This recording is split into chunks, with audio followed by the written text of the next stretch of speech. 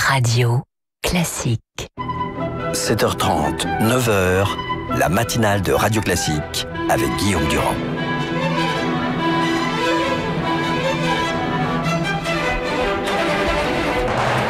L'invité politique sur Radio Classique. L'invité politique est Jean-François Copé qui est face à moi. Bonjour, bienvenue. Le livre s'appelle Le Sursaut français. Il est publié aux éditions Stock. Je le disais tout à l'heure, il faut dire un petit mot de la méthode. C'est le choc de 2014 quand vous quittez, donc dans des conditions assez violentes, la présidence donc de l'UMP. Vous décidez de faire une sorte de tour de France pendant pratiquement 18 mois. Et enfin, la rédaction de ce livre qui mêle à la fois le récit de ce qui s'est passé, des considérations personnelles, et à la fin, j'espère être à peu près complet, donc un certain nombre de propositions pour le pays, car s'il s'appelle ce livre Le Sursaut français, et je m'arrête évidemment, c'est en référence et plutôt en contradiction avec le suicide français, donc d'Éric Zemmour, donc il y a une part d'optimisme.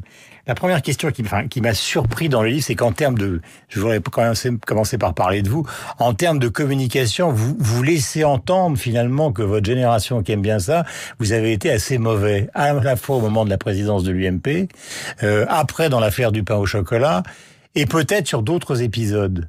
T'es maladroit. Alors,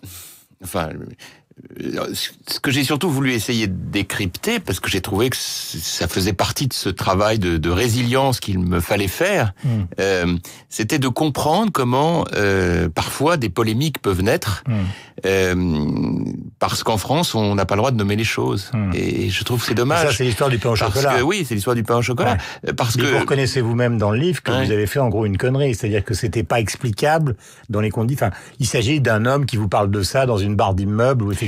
Si vous voulez, l'histoire évidemment est totalement vraie. Elle décrit, et c'est ça que j'ai voulu faire, une réalité du quotidien qui, pour parler vite, ne passe jamais au journal de 20 heures et qui pourtant irradie la société. Au moment où je la raconte, cette histoire, nous étions en 2012, c'était dans la tension de la campagne interne, et en réalité, et c'était ça mon erreur, c'est que je n'ai pas mesuré, ça m'a échappé, que c'était devenu un sujet de polémique en soi, que je puisse raconter cette histoire, et donc personne s'est intéressé au fond de l'histoire.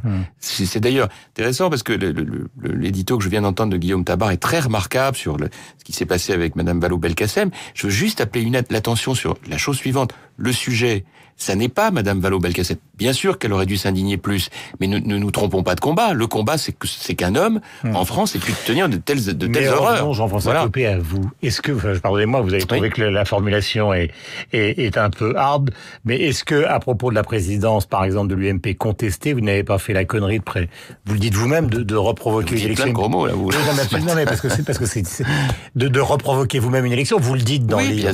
Bien sûr. Plutôt que de vous accrocher à une victoire contestée. Guillaume Durand, c'est exactement ce que j'explique dans ce livre. Ouais. C'est que je pense qu'effectivement, il est très important quand on traverse une épreuve de faire un vrai travail de réflexion, d'inventaire sur ce qu'on croit avoir fait de bien, ce qu'on croit avoir fait de beaucoup moins bien. C'est tout l'intérêt de ce que j'ai écrit dans ce livre avant d'aller à l'essentiel, c'est-à-dire de me plonger, et ça a été pour moi très intéressant, dans un diagnostic très approfondi du malaise français. Et je suis parti de mon histoire personnelle que j'ai eu envie de partager avec le lecteur. Vous l'avez vu, je sais pas pour larmoyer, c'est parce que en fait les épreuves ça peut arriver à tout le monde sur le plan professionnel. Bien sûr, c'est pas une épreuve au sens de la perte d'un être que l'on aime ou d'une grave maladie, mais on a tous à un moment ou à un autre une épreuve à affronter et il faut savoir en faire le deuil. Et pour cela, il faut quelque part l'assumer, l'expliquer, la décortiquer. Je vais vous expliquer pourquoi on a commencé par ça avant évidemment de parler de l'affaire des taxis, du chômage et de l'attitude du gouvernement. C'est parce qu'au fond, en lisant ça, d'ailleurs vous-même vous citez l'intellectuel René Girard qui nous a quittés donc à la fin de l'année dernière. Est-ce que vous considérez, ça c'est quand même une question fondamentale, que vous êtes le bouc émissaire de la défaite de Nicolas Sarkozy? Je pense que... Là, il va falloir répondre franchement. Oui, bien sûr. Oui. Je pense que l'ensemble du groupe que nous avons constitué durant la période qui a suivi la défaite est un groupe dans lequel les tensions énormes ont émergé de cette défaite énorme. Parce que beaucoup se sont imaginés qu'après tout, ils pouvaient donc du coup devenir président de la République eux aussi. Et comme dans son livre, Sarkozy considère que finalement, pour cette élection, personne ne l'a vraiment aidé. Tout le monde était à Villepinte avec un grand drapeau tricolore, mais ceux qui voulaient sa victoire étaient peu nombreux, à part Gérard Depardieu et Bernadette Chirac. Écoutez, ça, c'est mais vous l'avez voulu, la victoire de Sarkozy, la deuxième? personnellement, comme vous le savez, moi, je me suis beaucoup démené pour... Mais il a l'air d'en douter. Hein. Non, mais peu importe. Je veux pas rentrer dans cette polémique. Juste si vous permettez. Moi, c'est les questions que je vous pose. On est oui, bien sûr, mais vous m'avez pas laissé finir ma réponse. Allez-y. Simplement, vous m'avez posé une question sur le bouc émissaire. Ce que je veux simplement vous dire, c'est qu'au lendemain de sa défaite, il y a eu de telles tensions à droite. Les gens, beaucoup de personnalités se sont dit, je vais y aller, c'est à mon tour. Et les tensions ont été très fortes parce qu'il y a qu'un seul lit pour plusieurs rêves. Hein. Et donc ces tensions. Mais vous aussi, vous aviez peut-être ce rêve. Mais bien sûr, c'est pour ça que je vous dis, ces tensions, elles ont généré à ce moment-là le besoin que René Girard a très bien décrit, d'identifier celui dont on pense qu'en le dégageant, qu'en le virant, qu'en le sacrifiant, on irait mieux après, ce qui n'est jamais le cas. Et donc, dès le lendemain de mon départ, les tensions et les difficultés ont repris. Voilà pour cette première réponse. Ensuite, en ce qui concerne la campagne présidentielle de 2012, chacun fait son analyse du sujet. Je pense qu'en réalité, bien sûr, c'est toujours important. C'est la droite qui a perdu ou c'est Nicolas Sarkozy? Non, mais c'est toujours, je vois bon, c'est toujours important d'être aidé, mais le véritable sujet, qu'est-ce qui fait que les Français votent ou réélisent quelqu'un? C'est est-ce qu'il a eu ou non des résultats? Qu'est-ce qui fait que David Cameron ou Angela Merkel sont réélus? C'est qu'ils font campagne en disant voilà, le chômage a baissé de temps, la délinquance a baissé de temps, le déficit a baissé de temps. J'ai des résultats. Le grand procès finalement que font les Français aujourd'hui, pas ceux qui étaient attendus. Écoutez, c'est un fait. Je l'évoque dans mon livre. Voilà, vous dites que quand vous étiez président du groupe à l'Assemblée, donc ça a été le groupe de l'UMP, vous considérez que la politique menée n'a pas été assez libérale. Pardonnez-moi, mais j'ai beaucoup de questions à vous poser dans ce domaine-là, qui est évidemment celui de ce que pourrait faire la droite. Est-ce que vous considérez, c'est votre différence par rapport aux autres, qu'il va falloir, quoi qu'il arrive, faire une campagne, et au lendemain de cette campagne, quel que soit le vainqueur, là je parle de 2017, passer par le biais des ordonnances, passer par le biais des décrets, autrement si on passe par l'Assemblée, il n'y aura jamais de bouleversement en France. On passe toujours par l'Assemblée. Oui, je sais. Non, nous avons une divergence de fond. C'est quand même votre grande différence par rapport à tous les autres. Oui, avec en particulier de ce que j'en ai lu, Nicolas Sarkozy et François Fillon, puisque l'un et l'autre pensent qu'il faut gouverner par référendum.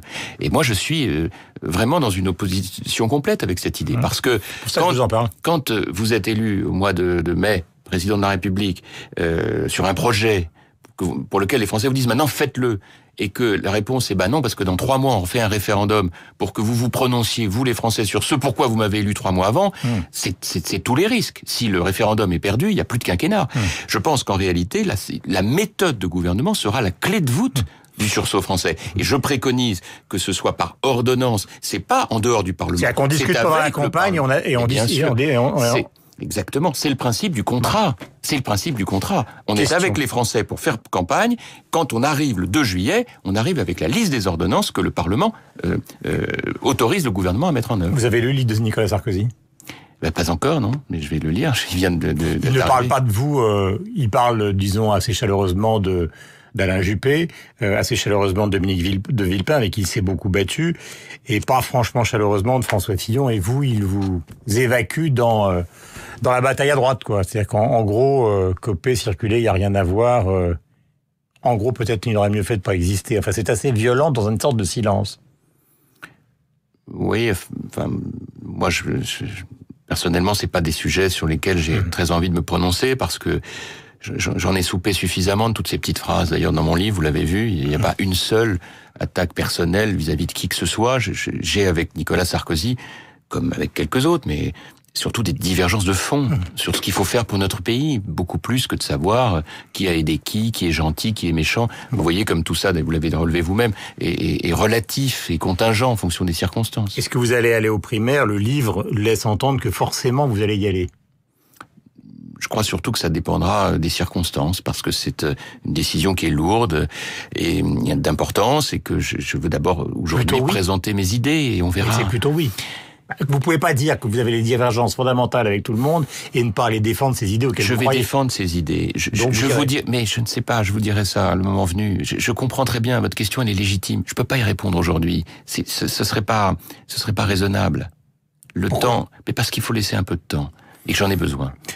Question, et encore une fois on va arriver à l'actualité, mais il est tout à fait important de traiter toutes ces questions. Il y a une chose qui moi m'a stupéfié, mais d'ailleurs vous le dites vous-même, ça qui est assez amusant dans le livre, c'est à propos de Big Malion. Dans son livre, Sarkozy dit, moi j'étais pas au courant, je connaissais même pas l'existence de la société, et vous dites les présidents de l'UMP n'ont jamais signé les chèques, etc. Alors vous, dans le livre, vous dites vous-même, ça va paraître totalement invraisemblable à tout le monde que je raconte ça, mais c'est vrai que j'ai trouvé ça invraisemblable. Donc ni vous, ni lui, vous n'avez rien vu, quoi.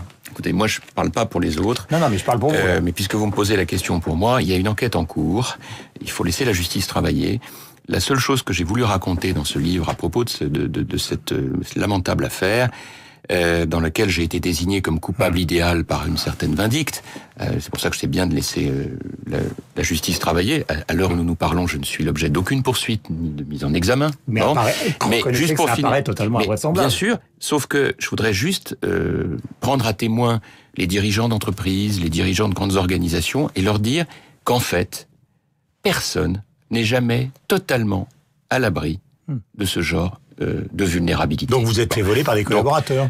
Voler à titre personnel, non, bien sûr, mais en revanche, vous dire que si je dois vous dire les choses comme je les ai écrites, je me suis senti trahi. Par Lavrieux, par Bastien Milot et par les autres. Pardon, mais vous savez, c'est une affaire en cours.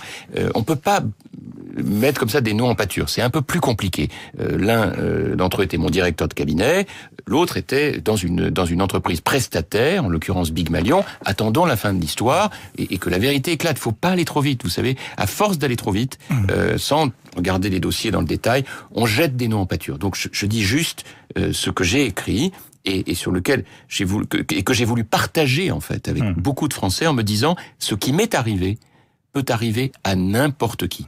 Et lorsque j'ai dit mon innocence inlassablement depuis 18 mois, et que je la redis aujourd'hui, je demande simplement que l'on veuille bien l'entendre, car encore une fois, personne n'est jamais totalement à l'abri de ce genre de choses quand on dirige une organisation. Dans le livre, vous racontez que le vrai débat, c'est de savoir, parce que vous avez fait ce tour de France et beaucoup de gens vous ont dit, mais de toute façon, Monsieur Copé, la France, elle est irréformable, la structure de la fonction publique est trop forte dans ce pays pour qu'on puisse faire quoi que ce soit.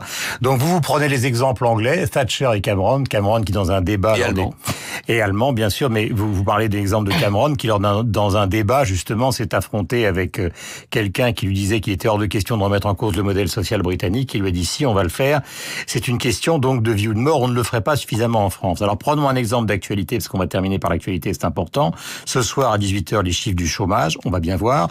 Et puis cette affaire des taxis, qui est une affaire qui prend de l'ampleur. Au cœur du livre, vous dites, et vous mettez en cause François Hollande, il n'a jamais rien expliqué sur ce qui est en train de se passer avec l'économie numérique, les applications et les algorithmes. Guillaume Durand, pas que lui.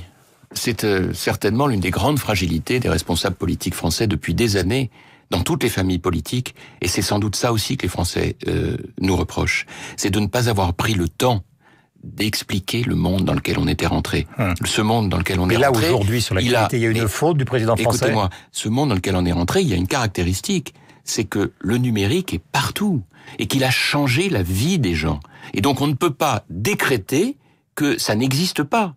Quand le soir du mois de juin, après une manifestation très violente de taxi, le président Hollande a dit « je dissous Uberpop », au lieu de dire « je réglemente, j'organise », il a été en décalage complet avec la réalité de la société. Donc il a fait Uber, alors Uber c'est différent d'Uberpop, mais Uber, mais c'est plus que ça.